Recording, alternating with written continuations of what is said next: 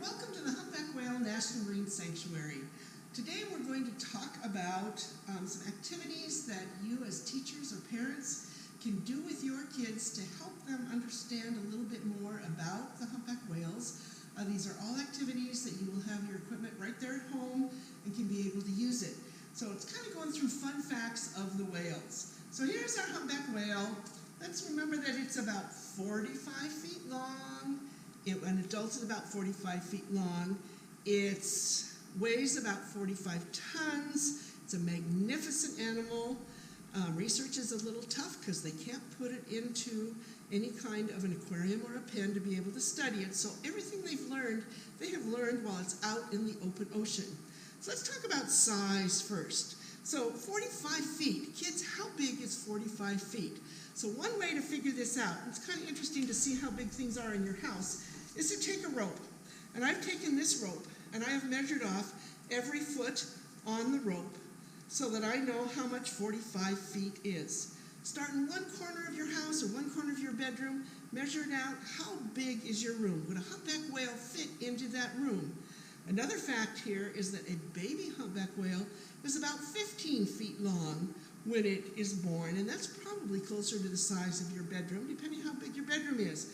Or take it outside, how big is your yard? So again, see if you can go outside, figure out how big that whale actually is. Now, the humpback whales spend their summer times, their winter times, down here in Hawaii. They come down from Alaska, they come down here, they frolic, they play, we see awesome activity from them. They mate, they also give birth. Once those babies are born and they get big enough that the mom can take them back up to Alaska, the mom will swim them all the way back up to Alaska.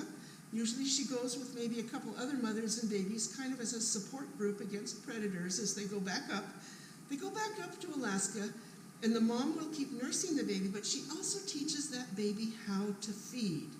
Now, once they have fed and they've spent their summer season up in Alaska, they will turn around again, and the mom and the baby will swim back to Hawaii, and at that point, the baby will take off by itself with the other teenagers and play and learn how to be a big kid. But let's go back to Alaska for a minute, and let's talk about the feeding.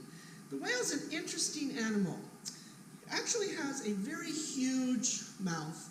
The mouth goes about a third of the way back on the body, so that this bottom jaw will open way up like this. Bottom jaw will open way up like this when it feeds. It's about 15 feet big. It has a tongue, this is kind of gross, the size of a small car. Imagine a small car in your mouth. Now, a humpback whale also does not have teeth. Instead, it has what is called baleen. This is an example of baleen. This was baleen that was taken off of a humpback whale that had died up in Alaska. They are plates that's made like out of what your fingernails are made out of, and it's got little hairs on the edge of these. This has been cut off. Most of these are anywhere from 6 to 8, 10 feet long, depending on the size of the whale. There's about 200 to 300 of them in the mouth. It's in the top jaw of the mouth, and when the whale feeds, it opens its mouth, it takes a big gulp of water, it traps all these little fish and krill. Don't know if you can see it here, but this is an example of krill. They're little tiny shrimp-like characters. You're probably seeing the eyeballs. They can eat those. They can also eat little tiny small fish, herring, little small fish, things that will get caught on these hairs. Again, they take a gulp of water, they spit out that water, and all the little fish and krill are stuck on these hairs, and then they take that tongue, swirl it around, and shove it back down the throat. Now, an interesting fact about the throat, you always hear stories about a whale swallowing you. Well, humpback whales cannot swallow you. This is the size of the back of their throat. It's a dryer hose. It's about that big, I can see you, but the whale could not swallow you. So a humpback whale is not going to eat anything bigger than what could go down that small little throat. Kind of amazing when you think how big that whale actually is. Now, here's a question.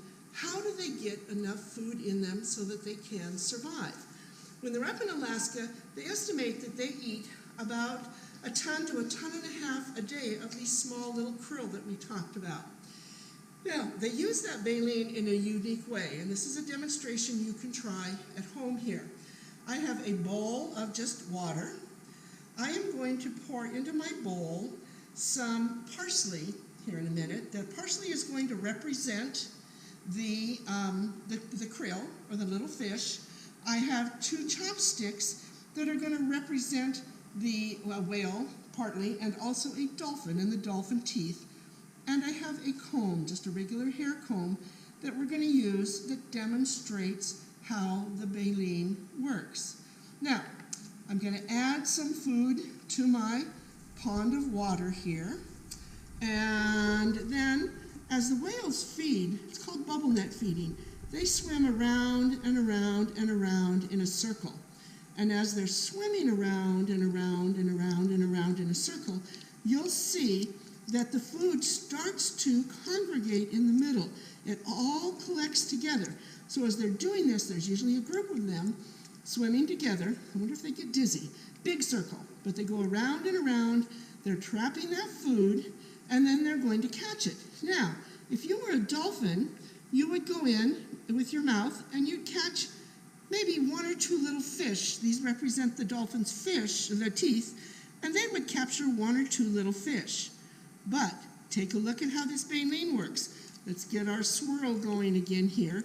So the whales will go around and around, and once they know that they've got their clump of fish that are there, they open their mouth, and their big mouth goes in, and remember, this comb represents the baleen, and that's how much they can catch at one time. That's all stuck. It's all the little fish and things that are stuck on. Pretend that is the hairs of the baleen. Pretty cool, huh? So again, we just used a comb from your regular old comb, some parsley or pepper. You can use pepper to represent the fish. And again, you're going to make that baleen work by getting your fish going. And once you've collected all your fish together, your whale goes in, takes that big gulp of water, and catches all kinds of food. Okay? Let's think, guys, for a minute here about how much a humpback whale actually eats. Now, if you take a look at what about 1.5 tons of this little fish represents, that would be close to you guys eating 250 hamburgers every single hour. I'd have a hard time eating 1 hamburger every hour on the hour for a day. That's the amount of food they take in, and as they're eating this, remember, they're only eating for a certain amount of months, the time that they are actually up in Alaska. So they take that food and they store it as blubber. And blubber we always think of as being fat, extra fat on the body. Well, that's exactly what it is. The whale stores up a whole bunch of blubber on its body, and then it uses that blubber all summer long, the rest of the summer long, all winter long, as energy for them until they do go back to Alaska and eat.